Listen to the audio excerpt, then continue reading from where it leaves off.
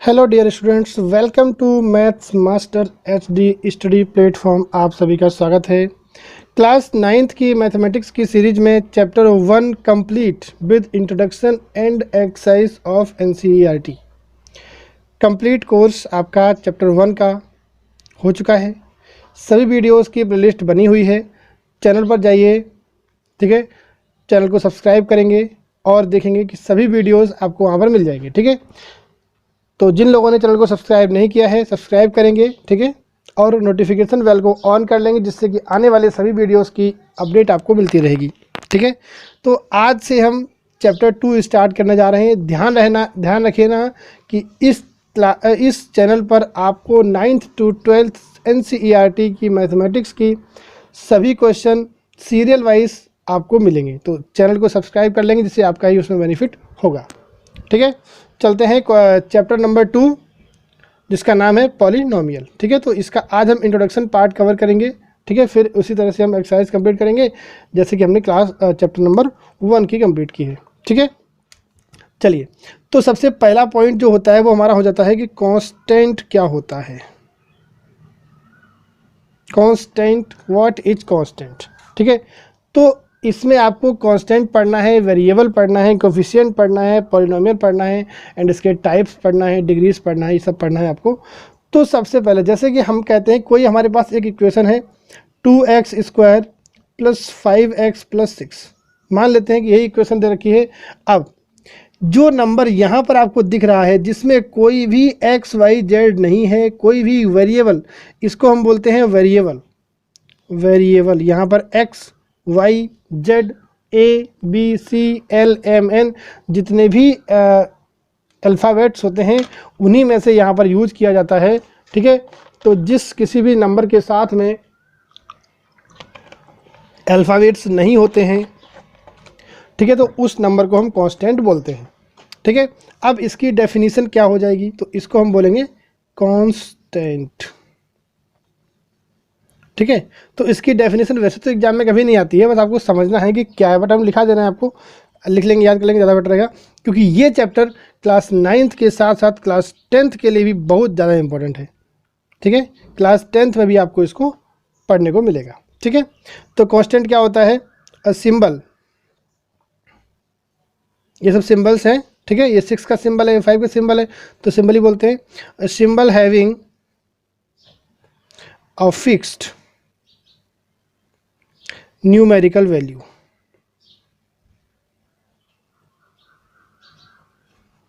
इसका मतलब किसी भी सिंबल की फिक्स्ड न्यूमेरिकल वैल्यू, यहाँ पर 6 की वैल्यू हर क्वेश्चन में आपको 6 ही मिलने वाली है। इससे कोई फ़र्क नहीं पड़ता कि वहाँ पर x लिखा है या y लिखा है, क्योंकि यहाँ पर 5 की वैल्यू भी सेम रहेगी, 2 की वैल्यू भी सेम रहेगी। तो ये सब कांस्टेंट है, लेकिन ये सब कांस्टेंट ना होके कुछ और भी हैं जो आपको बताएंगे। बट जो 6 लिखा है वो प्योरली कांस्टेंट है। उसके लिए आगे और लिखिए। ठीक है, constants are independent of variable. Independent of variable मतलब जो कांस्टेंट है उसमें वेरिएबल नहीं होता है कहीं पर भी। ठीक है, समझ गए। चलिए, तो जो टर्म, या फिर यहाँ पर टर्म कर लीजिए, टर्म। ठीक है, टर्म जो होता है वो जो आपका वेरिएबल से इंडिपेंडेंट है, मतलब इसका सिंपल बात समझे तो जिस टर्म में वेरिएबल नहीं लगा है उसको हम बोलेंगे कांस्टेंट। तो अब ये वेरिएबल क्या वाला है, ज़रा ये भी देखते हैं।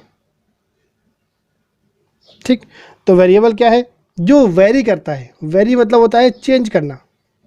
ठीक है, तो जो चेंज होता रहता है। ठीक है, ये वेरी है, VERY नहीं, VARY। ठीक है, तो जो आपका चेंज होता रहता है। अब x की वैल्यू किसी क्वेश्चन में 2 आती है, किसी क्वेश्चन में 3 आती है, किसी क्वेश्चन में 4 आती है, 5 आती है। तो x की वैल्यू आज तक कोई फिक्स नहीं हो पाई है। ठीक है, तो इसको हम क्या बोलेंगे, इसको हम बोलते हैं वेरिएबल। ठीक है, तो अ सिंबल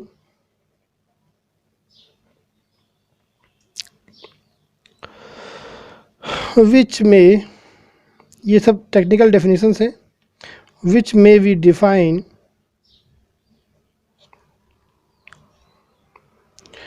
a different दिख रहा है सबको, a different numerical value. Numerical मतलब गिनती वाली जो वैल्यूज होती हैं उनको बोलते हैं numerical values, is known as, ये आई थिंक आपकी बुकों में लिखी हुई डेफिनेशन, वेरिएबल। ठीक है, तो वेरिएबल क्या होता है, जिसकी डिफरेंट डिफरेंट वैल्यूज होती हैं। ठीक है, यहाँ पर फिक्स न्यूमेरिकल वैल्यू थी कांस्टेंट के लिए, और यहाँ पर आपका डिफरेंट न्यूमेरिकल वैल्यूज हैं, तो उसको हम बोलते हैं वेरिएबल। ठीक है, ये हो गया। अब थर्ड नंबर पर आता है आपका कोफिशिएंट। ठीक है, ठीक है, तो जैसे हमने यहाँ पर इक्वेशन लिखा था 3x² + 5x + 6, कुछ भी लिखा होगा, तो कोफिशिएंट ऑफ एक्स स्क्वायर कितना है, 3। मतलब जिसका कोफिशिएंट पूछा जाएगा उसके बगल में जो नंबर लगा रहेगा वो हमारा हो जाएगा कोफिशिएंट। ठीक है, जैसे कोफिशिएंट ऑफ एक्स के बारे में बात करें, कोफिशिएंट ऑफ एक्स के बारे में बात करें तो कितना हो जाएगा, 5।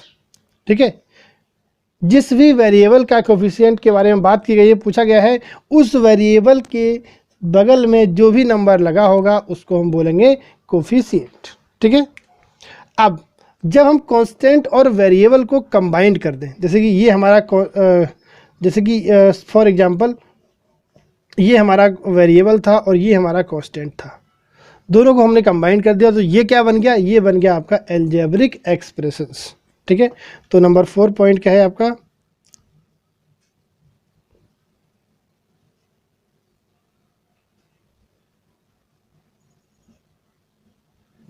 Algebraic expressions. ठीक है, तो यही आपको समझ लीजिए कि कांस्टेंट और वेरिएबल दोनों को मिला दिया, खिचड़ी बना दी। ठीक है, कहने का मतलब यहाँ पर कहाँ कांस्टेंट आ जाएगा, कहाँ वेरिएबल आ जाएगा, कुछ नहीं पता है, दोनों मिक्स रहेंगे, एक साथ रहेंगे, कोफिशिएंट भी आएगा, कांस्टेंट भी आएगा, वेरिएबल्स भी आएगा, तो उस इक्वेशन को हम बोल देते हैं, ठीक है, एल्जेब्रिक एक्सप्रेशन। और साथ में कुछ आपके प्लस माइनस के साइन भी रहते हैं, तो इनको हम बोलते हैं मैथमेटिकल ऑपरेटर्स। ठीक है, चलिए, a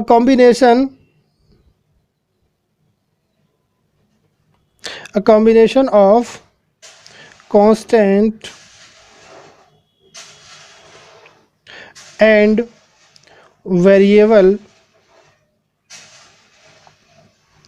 constant and variable connected with, भाई कनेक्ट किससे होगा, प्लस माइनस से, कनेक्टेड विद मैथमेटिकल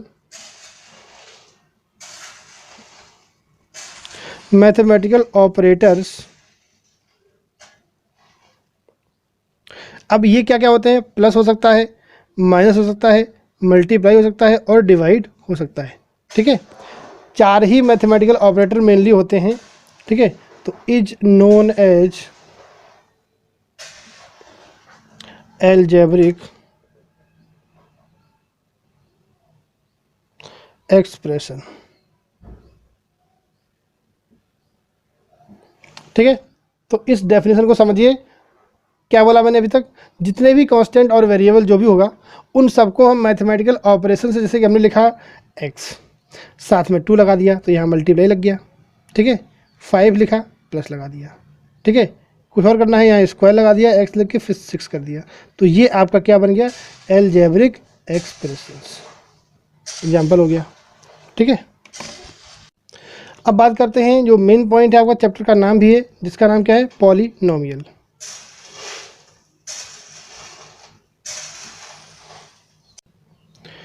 पॉलिनोमियल क्या हो जाता है, अब देखिए पॉलिनोमियल और एल्जेब्रिक एक्सप्रेशन में कोई भी डिफरेंस नहीं है, मोस्टली सेम है। ठीक है, तो लिख लेते हैं क्या है कि a polynomial is an expressions. ठीक है, एक एल्जेब्रिक एक्सप्रेशन ही होता है कंसिस्टिंग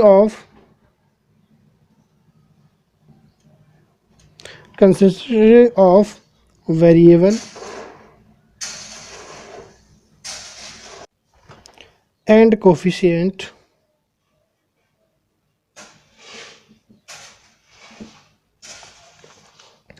विद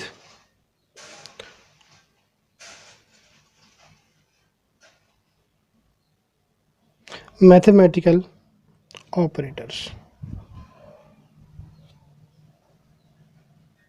ठीक है, अब ब्रैकेट में चालू करिए plus minus multiply and divide. ठीक है, एक पॉइंट और आपको रखना ध्यान, जो कि मेन डिफरेंस होता है एल्जेब्रिक एक्सप्रेशन एंड पॉलिनोमियल में। ठीक है, तो exponent of variable, exponent of variable, इसका मतलब क्या हो जाता है, पावर ऑफ वेरिएबल, समझने में बोले तो। ठीक है, जो वेरिएबल की एक्सपोनेंट होगा, मतलब जो वेरिएबल की पावर होगी, ठीक है, तो is always non negative.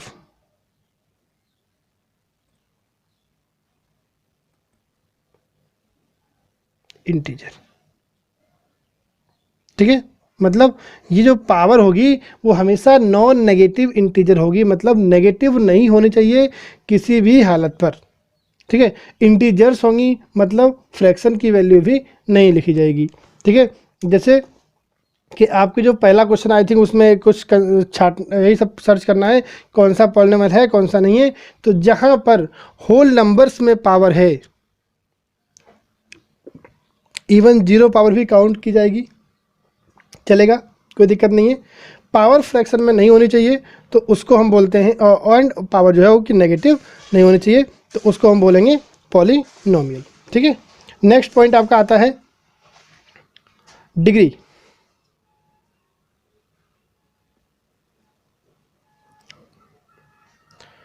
Class 10th में आपको फिर यही सब पढ़ने को मिलेगा। ठीक है, तो आपको और अच्छे से पढ़ना है कि पॉलिनोमियल क्या होता है, डिग्रीज ऑफ पॉलिनोमियल क्या होती है। ठीक है, तो जैसे मैंने लिखा कि 2x की पावर 6 प्लस 5x की पावर 5 प्लस 9 बस। ठीक है, तो जो सबसे बड़ी पावर है, मेन पॉइंट, बड़ी पावर होनी चाहिए, फ्रैक्शन नहीं होना चाहिए, नेगेटिव नहीं होनी चाहिए, पॉजिटिव की पावर होनी चाहिए, तो उसको हम बोलते हैं डिग्री। ठीक है, तो डेफिनेशन क्या होगी, द हाईएस्ट पावर या फिर exponent of a variable is called degree of polynomial. ठीक है, आपको डिग्री फाइंड करने का भी क्वेश्चन एग्जाम मतलब आपके कोर्स में है, एग्जाम्स में आएगा, और पॉलिनोमियल फाइंड करने का भी आपके कोर्स में आएगा। अब एक पॉइंट बचता है टाइप्स ऑफ पॉलिनोमियल, जल्दी से देख लेते हैं। देखते हैं टाइप्स ऑफ पॉलिनोमियल, तो जिसमें क्या होता है, नंबर फर्स्ट आपका होता है मोनोमियल। मोनो का मतलब ही कहीं पर आपको दिख जाए तो मोनो का मतलब ही वन होता है। केमिस्ट्री में आप लोग पढ़ेंगे कार्बन मोनो ऑक्साइड, मतलब जिसमें ऑक्साइड का ऑक्सीजन का वन मॉलिक्यूल होगा उसको हम बोलेंगे कार्बन मोनो ऑक्साइड। ऐसे यहाँ पर मोनो का मतलब वन होता है, बाई का मतलब दो होता है, और ट्राई का मतलब थ्री होता है। तो इसमें आपकी डेफिनेशन क्या बन जाएगी, the polynomial, a polynomial contains only one term।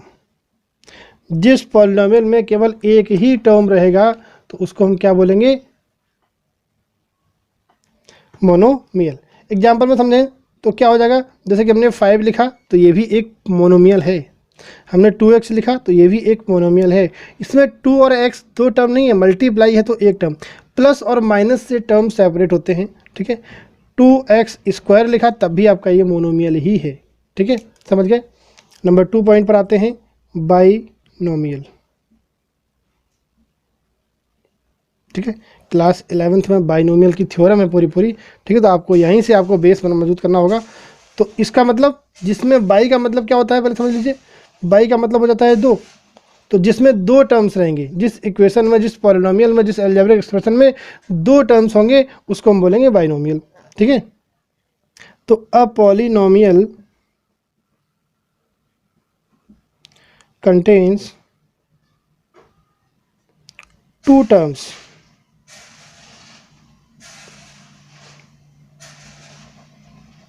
Are called binomial. ठीक है, चलिए मूव करते हैं थर्ड पॉइंट की तरफ। एग्जाम्पल देख लेते हैं। अब देखिए इन दोनों को प्लस कर दीजिए तो ये बन गया आपका बाइनोमियल, या फिर इनको माइनस कर दिया तो भी क्या बन गया, बाइनोमियल। ठीक है, या तो प्लस लगा होगा या माइनस लगा होगा तब ये टर्म सेपरेट होंगे, 2 या 3 माने जाएंगे। प्लस माइनस नहीं लगा है तो वो एक ही टर्म माना जाएगा। ठीक है, तो नंबर थर्ड बात करते हैं। Third number is trinomial. Trinomial, ठीक है, तो इसका मतलब अब यहाँ पर 3 टर्म होंगे। इसमें हमने 2x + 5 या स्क्वायर x + 6 लगा दिया तो ये क्या हो गया, हमारा ट्राइनोमियल हो गया। 3 टर्म्स हो गए और ट्राइनोमियल से ही हम इसको बोलना चाहते हैं पॉलिनोमियल। ठीक है, तो अ पॉलिनोमियल which contains